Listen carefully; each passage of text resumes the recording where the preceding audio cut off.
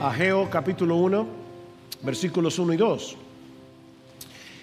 El año segundo del rey Darío, en el mes sexto, el día primero del mes, vino la palabra del Señor, literalmente fue la palabra del Señor por medio del profeta Ageo a Zorobabel, hijo de Salatiel, gobernador de Judá, y al sumo sacerdote Josué, hijo de Josadac, diciendo: así dice el Señor de los ejércitos. Este pueblo dice: no ha llegado el tiempo de que la casa del Señor sea reedificada. Tal como se ha estado anunciando, en la mañana de hoy vamos a comenzar a estudiar este libro, el libro de Ageo, uno de los últimos libros del Antiguo Testamento. Ageo pertenece al grupo de los profetas menores, llamados así no por ser menores en importancia o por ser menos inspirados que los otros libros de la Biblia, sino porque son menores en tamaño en comparación con los profetas mayores, es decir, Isaías, Jeremías, Ezequiel y Daniel.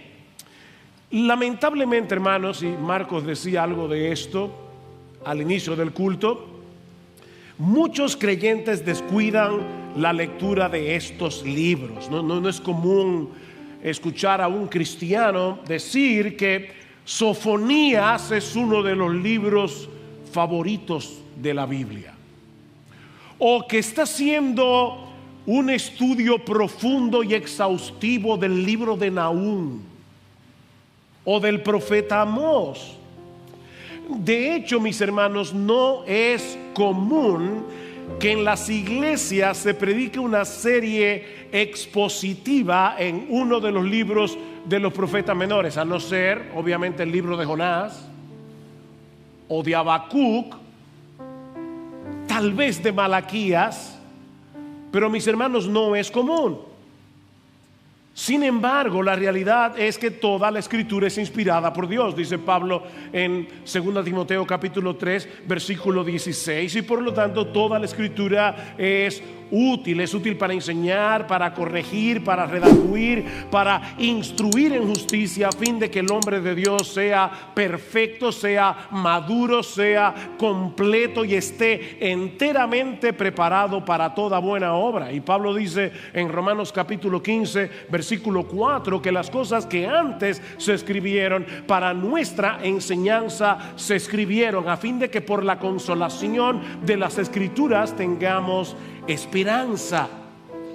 Mis hermanos, la Biblia no es un mero recuento de las palabras que Dios habló para un pasado distante. No, la palabra de Dios es viva, la palabra de Dios es eficaz y es más cortante que toda espada de doble filo. Mis hermanos, este libro está vivo.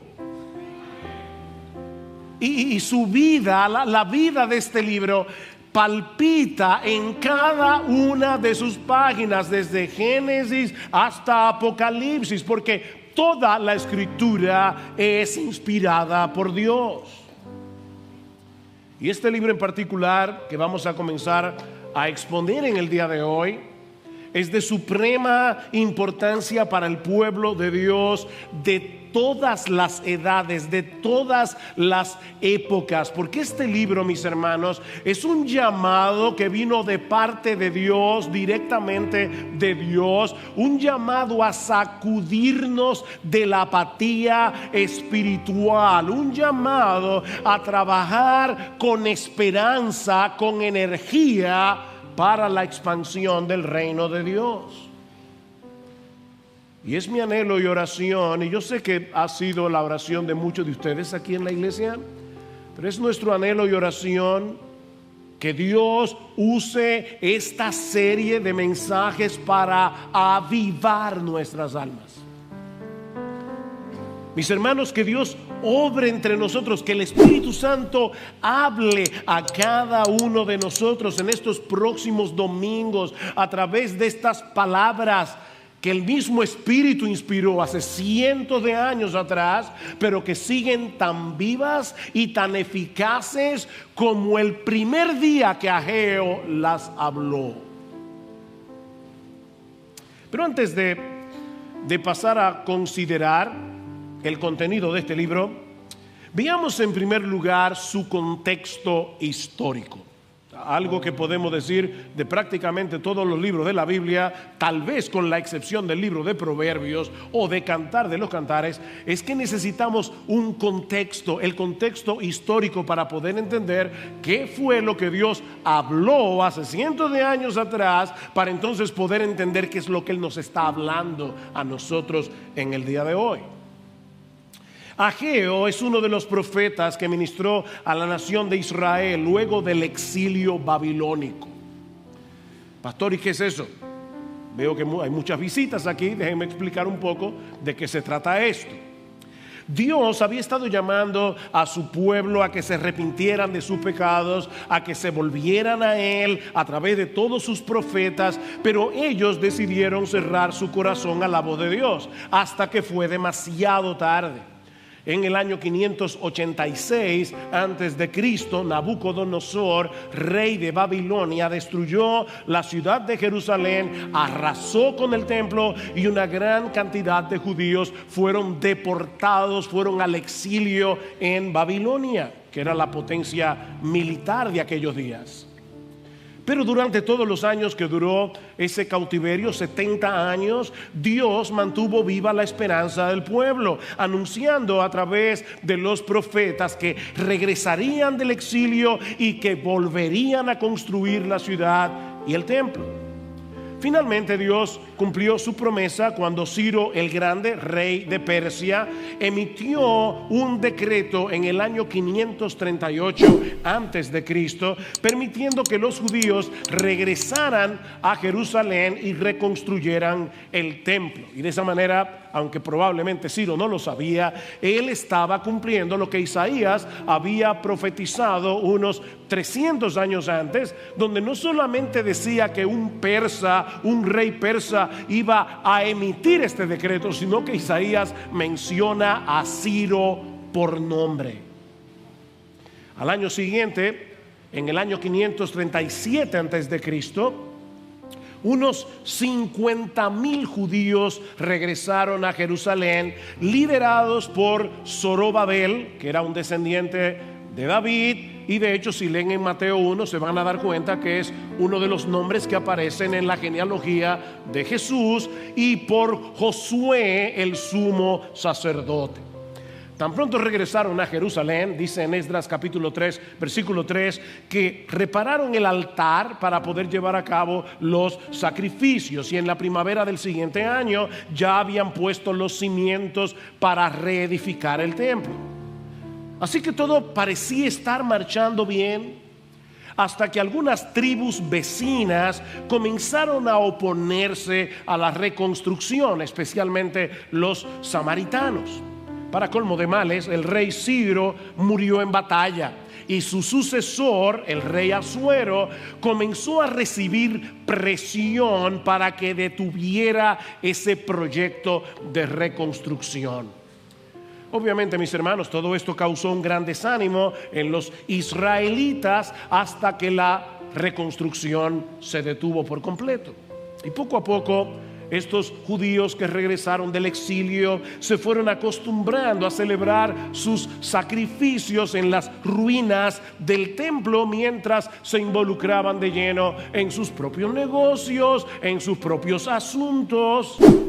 Esa lamentable situación se mantuvo así por 17 años, hasta que Dios levantó a dos de sus profetas, Ageo y Zacarías, para mover al pueblo a retomar la tarea para la cual habían regresado del exilio. Es en ese contexto que Ageo pronuncia 4 mensajes de parte del Señor, que son los que encontramos en el libro del profeta Ageo. Estos mensajes fueron pronunciados en un periodo de 4 meses, en el año 520 antes de Cristo. Y es increíble porque Ageo es cuidadoso en fechar cada uno de estos mensajes. Y el domingo que viene vamos a ver por qué. Pero estos 4 mensajes, obviamente haciendo una equivalencia con nuestras fechas actuales, el profeta Ageo predicó su primer sermón el 29 de agosto, el segundo el 21 de septiembre, el tercero el 17 de octubre y el cuarto el 18 de diciembre. Así que fue un ministerio muy breve, pero que tuvo enormes repercusiones en la historia de Israel en particular, como vamos a ver en estos 5 mensajes, y en la historia de la redención en general. Dios estaba despertando a su pueblo de su apatía espiritual por medio de su palabra. Mis hermanos, la palabra de Dios juega un papel protagónico en el libro de Ageo. Tanto así que en estos 38 versículos del libro, 15 en el primero, 23 en el capítulo segundo, Ageo menciona 23 veces expresiones como estas: vino la palabra del Señor, así dice el Señor de los ejércitos, declara el Señor, dice el Señor, o Ageo mensajero del Señor. Mis hermanos, no es la opinión de Ageo la que encontramos en este libro. Es Dios mismo el que se está acercando a su pueblo por medio de su palabra para despertar sus corazones y traerlos de vuelta hacia Él. Lo mismo que hace Dios cada domingo cuando su pueblo se congrega para adorarle. Dios se hace presente en medio nuestro a través de su palabra. Dios obra en nuestros corazones a través de su palabra. Dios convierte a los incrédulos a través de su palabra. Dios santifica y despierta a los creyentes a través de su palabra. Él mismo ha dicho por medio de Isaías que la palabra que sale de su boca no volverá a él vacía, sino que hará lo que yo quiero, dice Dios, y será prosperada en aquello para que la envié. Mis hermanos, mientras la palabra del Señor sea fielmente predicada en una iglesia, el Espíritu Santo la va a usar para salvar a los pecadores, para santificar a los creyentes. De manera, mi amado hermano, que si tú has estado pasando por un tiempo de sequía espiritual, hay esperanza para ti. Óyeme, tal vez tú viniste hoy en la mañana a la iglesia con un corazón frío como un hielo, y mientras cantábamos tu mente estaba en otra cosa. Pero hay esperanza para ti. ¿Tú eres creyente? Hay esperanza para ti siempre que te expongas a la palabra de Dios y le creas a Dios que habla por su palabra. Eso fue lo que sucedió en los días de Ageo. No quiero adelantarme, pero lean conmigo los versículos 13 al 15. ¿Qué pasó cuando Ageo comenzó a predicar? Dice en el versículo 13 del capítulo 1: entonces Ageo, mensajero del Señor, por mandato del Señor, ven el énfasis, habló al pueblo diciendo: yo estoy con vosotros, declara el Señor. Y despertó el Señor el espíritu de Zorobabel, hijo de Salatiel, gobernador de Judá, y el espíritu del sumo sacerdote Josué, hijo de Josadac, y el espíritu de todo el remanente del pueblo. Y vinieron y comenzaron la obra en la casa del Señor de los ejércitos, su Dios, el día 24 del mes sexto, en el año segundo del rey Darío. ¿Cuándo fue que Ageo comenzó a predicar?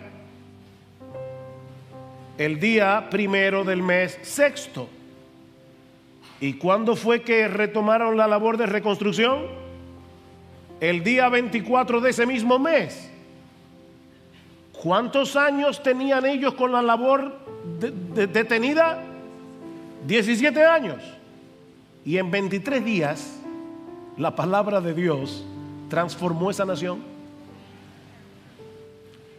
Lo que no hicieron en 17 años, comenzaron a hacerlo en 23 días. ¿Saben por qué? Porque vino la palabra del Señor por medio del profeta Ageo. Esta palabra es viva y eficaz. Mis hermanos, nunca permitamos, y ahora estoy pensando en los más jóvenes de esta iglesia, de hecho en los más jóvenes, en los más jovencitos. Cuando ustedes crezcan y sean miembros de esta iglesia y ya ninguno de nosotros estemos aquí, nunca permitan que sustituyamos la palabra de Dios predicada desde este púlpito para hacer cosas más entretenidas, para hacer cosas más llamativas, porque solo la palabra de Dios es viva y eficaz. Nunca permitamos que la palabra de Dios deje de ser central en esta iglesia, porque solo el Espíritu Santo puede traer un verdadero avivamiento en medio del pueblo de Dios, y Él lleva a cabo esa obra por medio de la palabra que Él mismo inspiró, su palabra.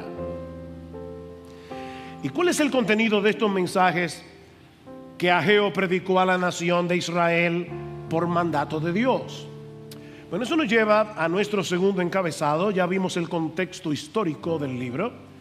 Veamos ahora en segundo lugar su tema principal.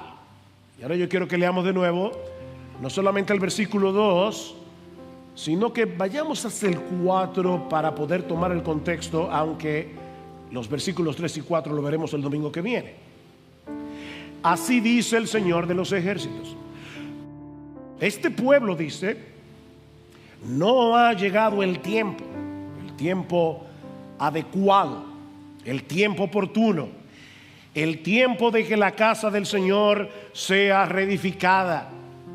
Entonces vino la palabra del Señor por medio del profeta Ageo diciendo: ¿es acaso tiempo para que vosotros habitéis en vuestras casas artesonadas, mientras esta casa está desolada? El contraste. Sus casas están muy bonitas, pero mi templo sigue en ruinas. Mis hermanos, el mensaje de Ageo no es nada complicado. Ustedes están más preocupados por sus casas que por la mía. Es más que evidente, les dice Dios, que mi templo no es una prioridad para ustedes. Sus prioridades están trastocadas. Es un mensaje bastante claro, ¿verdad? Lo que puede que no sea tan obvio para algunos es la importancia que tenía el templo para el pueblo de Israel en el antiguo pacto. Mis hermanos, no se confundan pensando que lo que le preocupaba a Dios es que no le construyeran un edificio, un monumento. Lo que está detrás de esta amonestación de Ageo es algo mucho más profundo.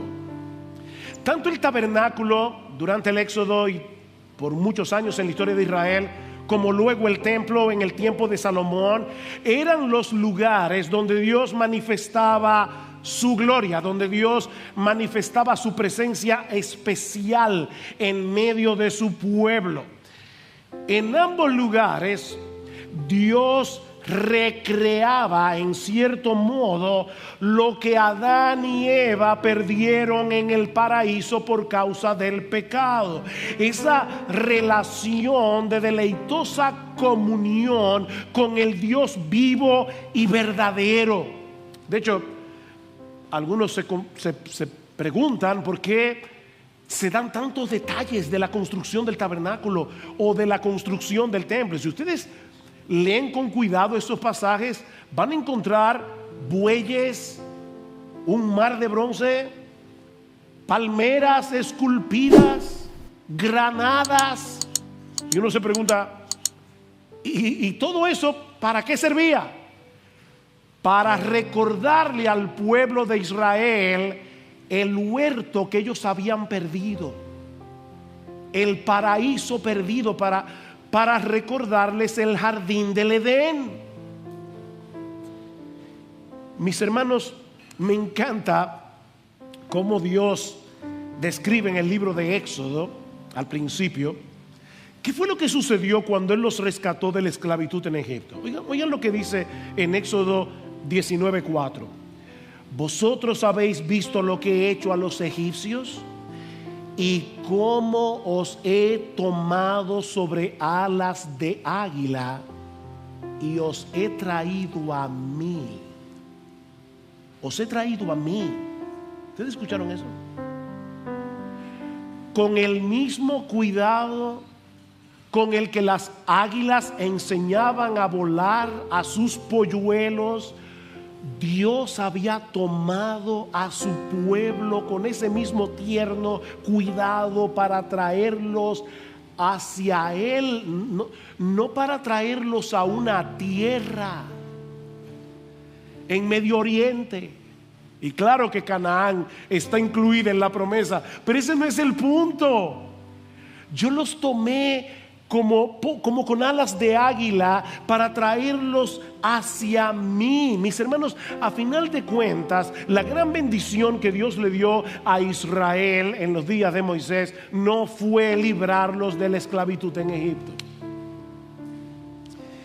La gran bendición fue la bendita posibilidad de volver a tener comunión con Él, de tener comunión con Él.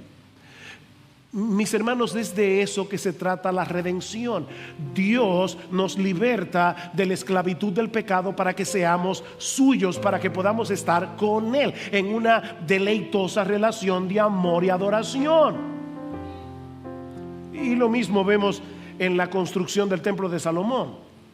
Cuando Salomón ora al Señor y dedica el templo, dice en Primera de Reyes 9:3: yo he oído tu oración, le dice Dios, y tu ruego que has hecho en mi presencia. Yo he santificado esta casa que tú has edificado para poner mi nombre en ella para siempre, y en ella estarán mis ojos y mi corazón todos los días. Wow. Dios le está diciendo: ese templo de piedra yo lo convertí en un santuario para mí. Mi nombre estará allí, mi corazón estará allí, mis ojos estarán allí. Cuando ustedes oren aquí, yo los voy a escuchar como si ustedes estuvieran orando en el mismo cielo.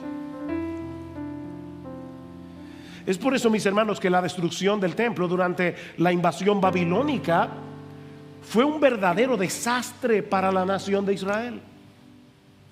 Ese Dios que había hecho un pacto con ellos, que les había prometido que ellos serían su pueblo y que Él sería su Dios, los estaba privando de su mayor bendición, de su más preciado tesoro, su propia presencia en medio de ellos. De nada servía que Ciro emitiera un decreto para que los judíos regresaran a su tierra si ellos no podían disfrutar de la presencia de Dios. Si hay algo claro en el libro de Esdras, que es donde se narra el retorno de los judíos a Jerusalén, es que eso no había sucedido primariamente por voluntad de Ciro, fue por la voluntad de Dios. De hecho, si quieren entender a Ageo y Zacarías, tienen que leer el libro de Esdras. Y escuchen ahora cómo comienza el libro de Esdras. En el primer año de Ciro, rey de Persia, para que se cumpliera la palabra del Señor por boca de Jeremías, el Señor movió el espíritu de Ciro, rey de Persia, y éste hizo proclamar por todo su reino y también por escrito, diciendo: así dice Ciro, rey de Persia, el Señor, el Dios de los cielos, me ha dado todos los reinos de la tierra, y Él me ha designado para que le edifique una casa en Jerusalén que está en Judá. El que de entre vosotros pertenezca a ese pueblo, sea su Dios con él, que suba a Jerusalén que está en Judá y edifique la casa del Señor, Dios de Israel. Él es el Dios que está en Jerusalén.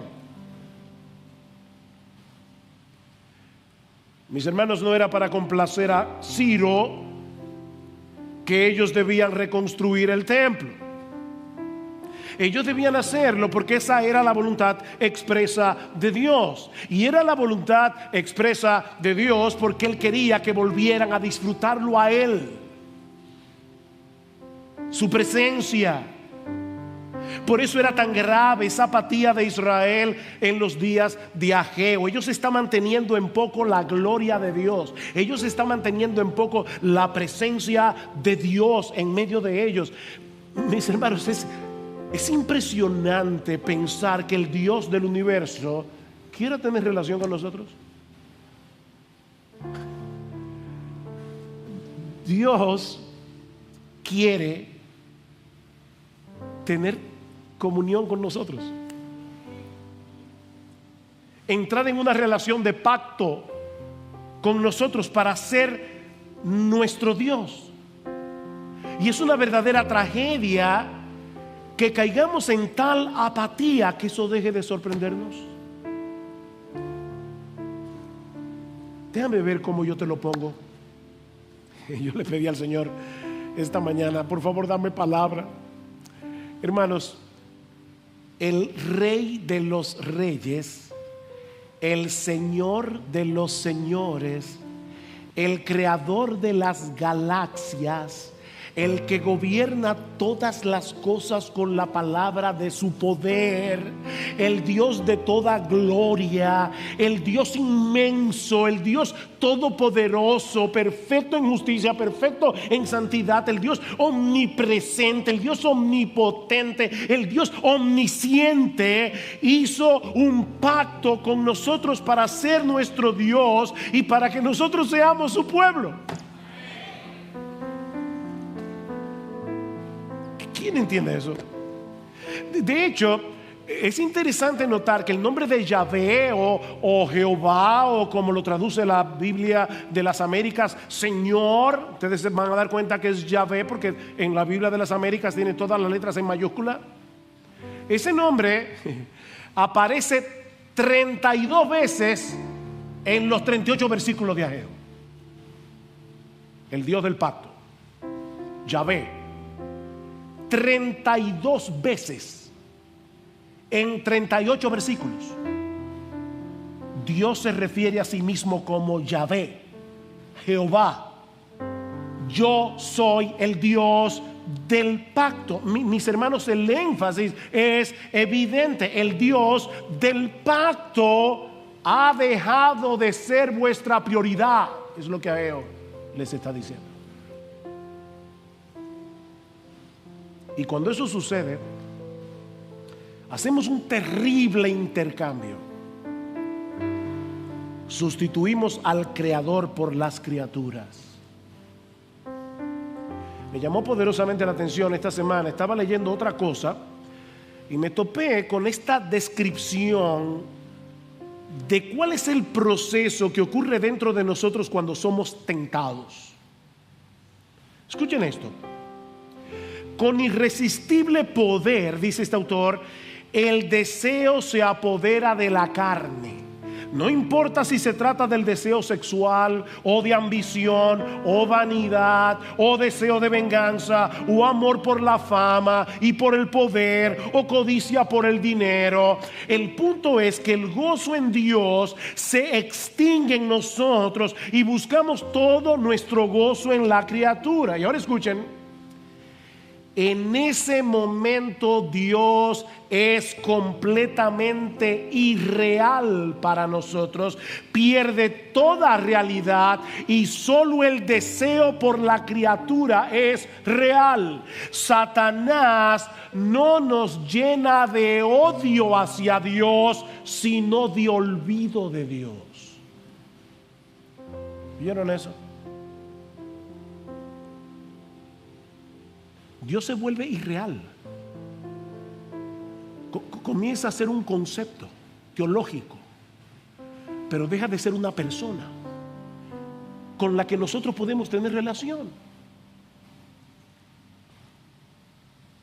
Eso era lo que estaba sucediendo con estos israelitas en los días de Ageo. Ellos estaban tan inmersos en su propio mundo que no tenían tiempo, ni recursos, ni energías para ocuparse de su relación personal con Dios. Cada vez que piensen en el templo, no olviden de qué se trata el templo. No tenemos tiempo para estar con Dios. No tenemos tiempo para buscar su gloria. No tenemos tiempo para la expansión de su reino. Y por supuesto, ellos tenían una buena excusa. Este pueblo dice, y Dios lo había oído, no ha llegado el tiempo. Y obviamente es el tiempo oportuno, el tiempo adecuado. Tenían una buena excusa. No es el momento más oportuno. Es impresionante, ¿verdad, hermanos? Cómo el pecado que mora en nosotros nos mueve a convencernos de que nosotros tenemos una buena razón para no obedecer a Dios. El pecado nos engaña, nos seduce. El pecado es una especie de locura, al final de cuentas. No es el momento oportuno para yo levantarme temprano a buscar al Señor en su palabra por medio de la oración. No es el momento oportuno para venir a congregarme con el pueblo de Dios en el día del Señor. No se dejen de congregar como algunos tienen por costumbre. No, es que este no es el momento. No es el momento oportuno para poner mis dones en operación en medio de su iglesia para beneficio de otros creyentes. No es el momento oportuno para ser generoso en mis ofrendas para que la obra de Dios se siga expandiendo. Nunca es el momento oportuno. Pero Dios, que nos conoce infinitamente mejor que lo que nosotros nos conocemos a nosotros mismos, y que nos ama tiernamente, nos llama a recapacitar. Reflexiona, mi hijo. Miren, déjenme decirle algo de antemano. Dios no necesita nuestros dones, Dios no necesita nuestro dinero, Dios no necesita nuestro tiempo, Dios no necesita nada de nosotros.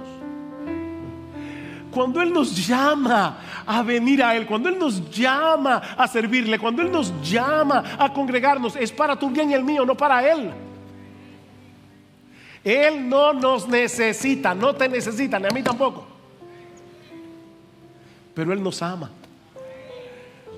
Y Él dice, Dios mío, yo no quiero que tú hagas ese terrible intercambio de dejarme a mí, que soy el más glorioso de todos los seres, para adorar mis criaturas. Porque al final de cuentas ese trastueque de prioridad no es más que idolatría. Y la idolatría es destructiva.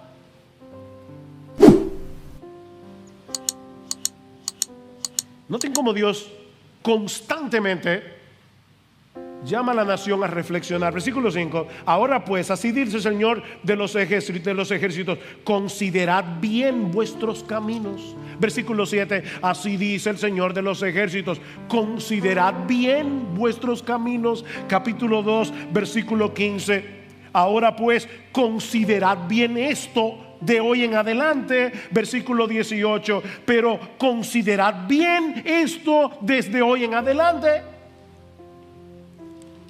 Consideren, reflexionen. Ahora, mis hermanos, ¿saben todavía lo que es más sorprendente de esta historia que está detrás del libro de Ageo? Que apenas unos 18 años antes, estos israelitas estaban apasionadamente comprometidos con Dios. Y esto sí que es una advertencia para todos nosotros. Tú puedes estar hoy ardiendo como un querubín, y si descuidas tu vida espiritual, tu relación con el Señor, tu día a día con Él, vas a terminar apagado. Mis hermanos, cuando Ciro el persa emitió su decreto, un montón de judíos decidieron quedarse en Babilonia, en Persia, porque se habían acomodado allí. Pero estos 50,000 decidieron regresar. Y uno lee rápidamente que volvieron, recorrieron nada más y nada menos que 1,000 kilómetros más o menos en los caminos de aquellos días. Estos hombres y mujeres querían hacer la voluntad de Dios. Mis hermanos, este no era un viaje fácil. Estos hombres y mujeres tomaron la decisión de dejar una vida asentada en Babilonia para irse a vivir a una ciudad que estaba destruida. Ellos estaban bien, algunos estaban bien en Babilonia. Pero estos hermanos, estos judíos, decidieron salir a pesar de todos los inconvenientes, todos los peligros de un viaje así. Ellos querían hacer la voluntad de Dios. Dice en el libro de Esdras que lo primero que hicieron al llegar a Jerusalén fue tomar una ofrenda voluntaria para la reconstrucción del templo. 61,000 dracmas de oro, 5,000 minas de plata y 100 túnicas sacerdotales, dice en Esdras capítulo 2 versículo 69. Si eso no te sorprende mucho, déjame ponértelo en el lenguaje actual. 50,000 judíos acaban de llegar un viaje de 1,000 kilómetros y lo primero que hacen es recoger una pequeña ofrenda, 13,200 onzas de oro, que al precio actual son más o menos 24 millones de dólares. Estos 50,000 judíos ofrendaron 24 millones de dólares para la reconstrucción del templo y 3 toneladas de plata y un montón de túnicas para los sacerdotes.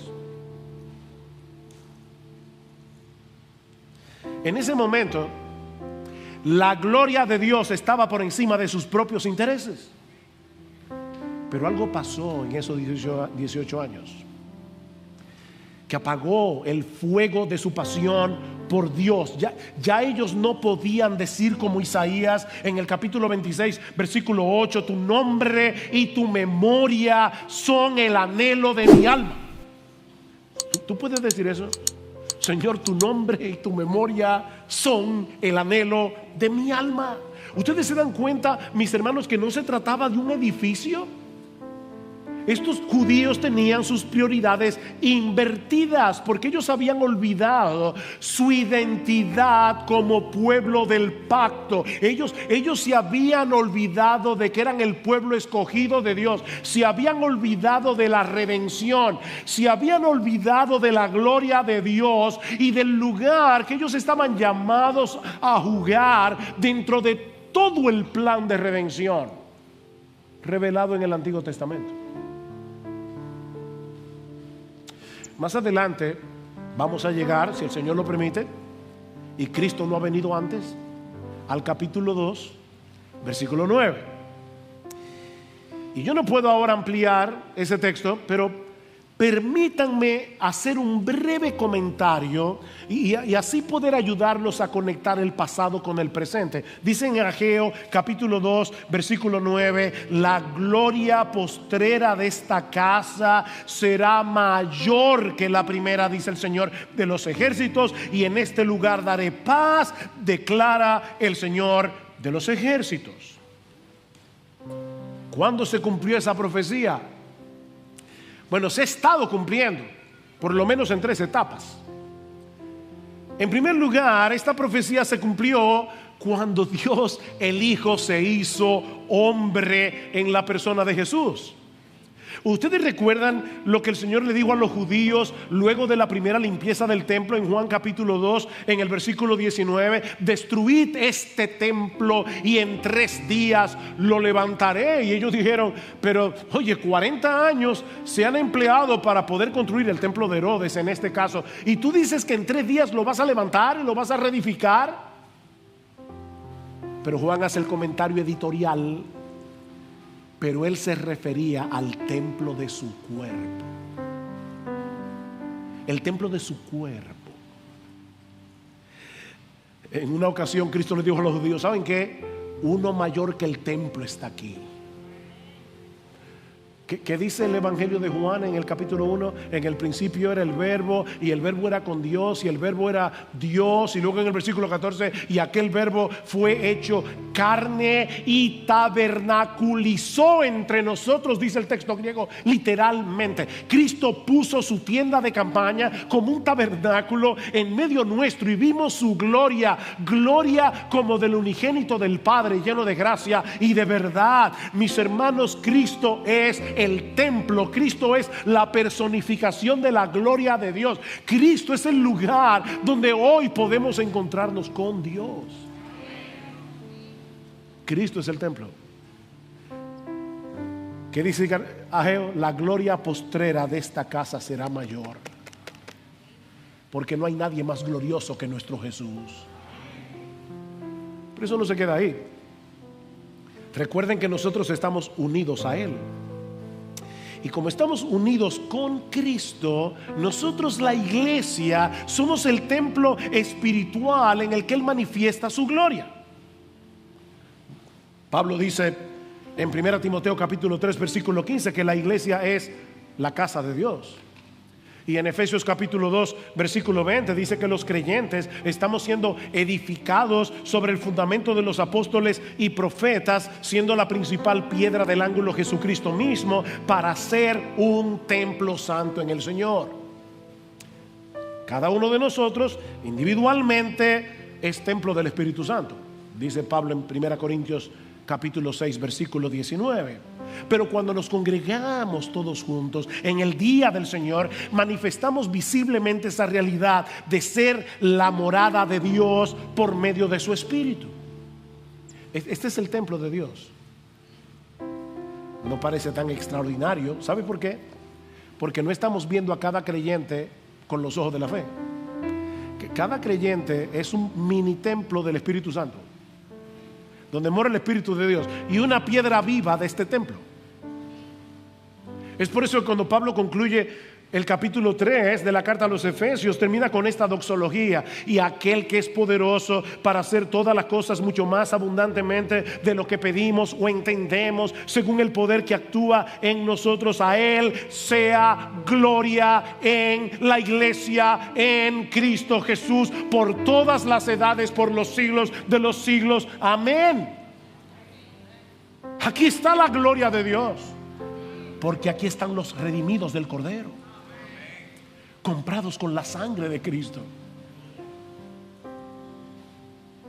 Pero esta profecía de Ageo tendrá su cumplimiento final en los cielos nuevos y la nueva tierra, cuando el mundo entero será un gran santuario en el que la iglesia ya glorificada disfrutará de una deleitosa y perfecta comunión con Dios por los siglos de los siglos, como dice en Apocalipsis capítulos 21 y 22. Es por eso que la nueva Jerusalén tiene forma de cubo. Y algunos imaginan ya, porque leen Apocalipsis con una literalidad que no les permite ver lo que Juan está diciendo. ¿Vamos a vivir en una ciudad en forma cúbica? Por supuesto que no, mis hermanos. ¿Qué tenía forma de cubo en el Antiguo Testamento? El lugar santísimo. Nosotros habitaremos en el lugar santísimo, en la misma presencia de Dios por los siglos de los siglos. Es por eso que no habrá templo en la Nueva Jerusalén, porque ya no lo necesitaremos más.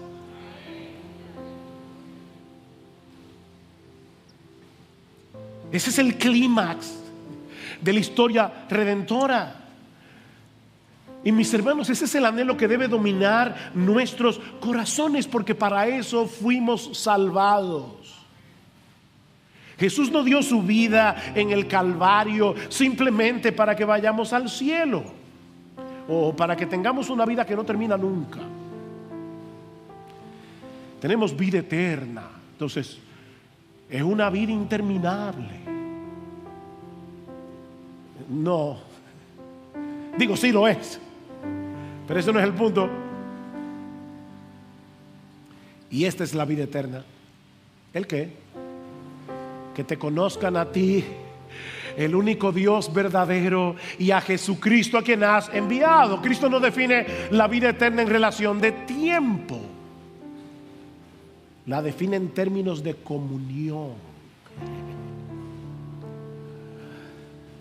Él derramó su sangre en la cruz para que podamos conocer al Dios vivo y verdadero, para volver a disfrutar de una deleitosa comunión con Él. Eso es estar verdaderamente vivos.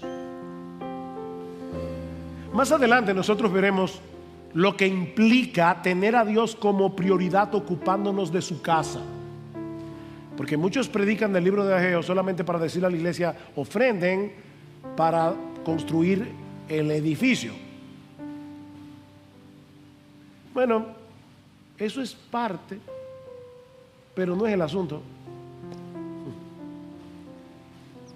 No. La casa de Dios y ocuparnos de la casa de Dios no es primariamente ocuparnos de este edificio de varilla y cemento. Es ocuparnos de las piedras vivas que conforman ese templo, que se llama la iglesia. Pero eso lo veremos en otro mensaje. Mi llamado en el día de hoy es el mismo que hizo Ageo hace cientos de años. Consideren, recapaciten. Mi hermano, mi hermana, ¿qué tan real, qué tan valioso, qué tan precioso, qué tan adorable, qué tan glorioso sigue siendo Dios para ti hoy?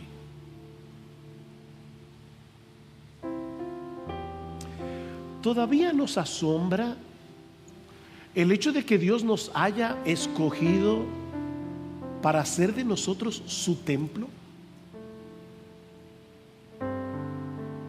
Los discípulos están tristes, Cristo les ha dicho que se va, y el Señor tiene que decirles: no se turbe vuestro corazón, creéis en Dios, creed también en mí. En la casa de mi Padre muchas moradas hay. Y ellos se quedan ahí pensando en esas moradas.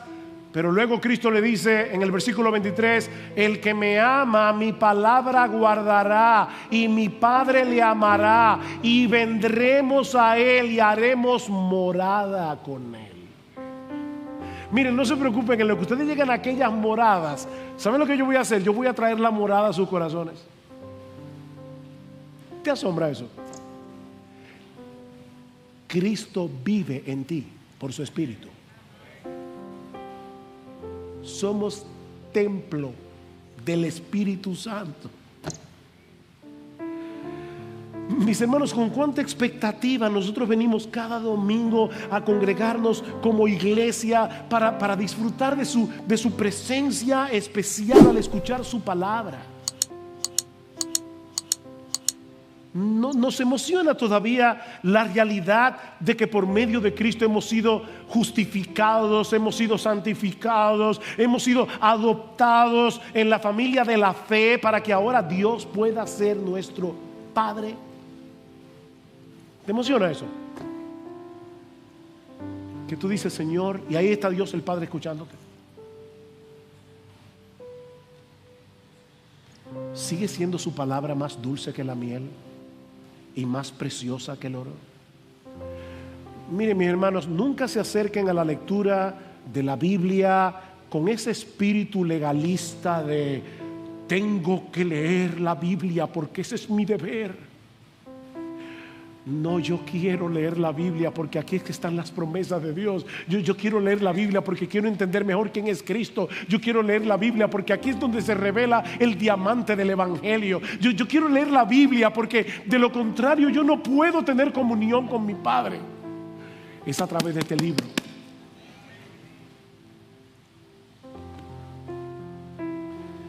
Mi hermano, si al oír estas cosas te das cuenta que estás atravesando por un tiempo de sequía espiritual, que has estado viviendo en automático, que has estado tan distraído con las pequeñas cosas de tu pequeño reino, que estas gloriosas verdades tan extraordinarias se han vuelto triviales para ti. No te quedes ahí. No te quedes ahí postrado, recordando con nostalgia ese fuego que ya no está. Wow, yo me acuerdo cuando yo era recién convertido. No te quedes en ese mundo de nostalgia. Cristo ha prometido a los suyos que Él no quebrará la caña cascada y Él no va a apagar el pábilo que humea. Aunque sea una llamita, Él vino a darnos vida y vida en abundancia. Mi hermano, mi hermana, pídele ahora en oración al Señor que vuelva a encender la llama de la pasión por Él. Pídeselo, apropiate de las palabras con las que Pablo ora por la iglesia en Éfeso. Que el Dios de nuestro Señor Jesucristo, el Padre de gloria, os dé espíritu de sabiduría y de revelación en el conocimiento de Él, alumbrando los ojos de vuestro entendimiento, para que sepáis cuál es la esperanza a la que Él os ha llamado y cuáles las riquezas de la gloria de su herencia en los santos. Y parece que Pablo no encuentra las palabras apropiadas. ¿Y cuál? La supereminente grandeza de su poder para con nosotros los que creemos, según la operación del poder de su fuerza, la cual operó en Cristo, resucitándole de los muertos y sentándole a su diestra en los lugares celestiales. ¿Saben lo que Pablo está diciendo aquí? Órale a Dios que te abra los ojos para que tú entiendas de una vez por todas que el mismo poder que obró en Cristo para resucitarlo de los muertos es el mismo poder que obró en ti para darte vida, para regenerarte, para que tú pudieras creer.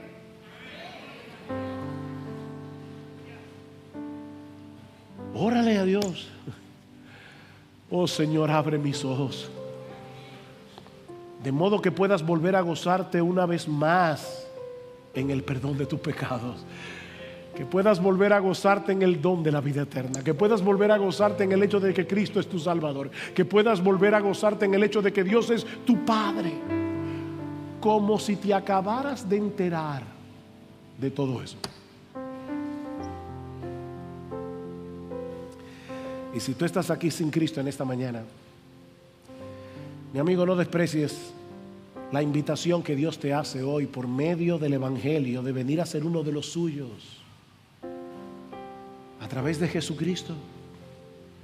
Él murió en la cruz para que pecadores como tú y como yo podamos ser salvos en Él. Mi amigo, la muerte de Cristo en la cruz es una evidencia contundente de nuestra pecaminosidad, de nuestra perdición. Él tuvo que venir a salvarnos porque estábamos perdidos y porque solo Él, el Dios encarnado, podía pagar nuestra deuda con la justicia infinita de Dios. Arrepiéntete de tus pecados. Arrepiéntete de tus pecados y ven a Cristo, descansando únicamente en su justicia y en el precio que Él pagó al morir por pecadores. Y sabes que Dios te concederá en este mismo instante el perdón de todos tus pecados y el don de la vida eterna, para que a partir de hoy y para siempre puedas disfrutar de la bendita bendición de que el Dios vivo y verdadero venga a ser tu Dios.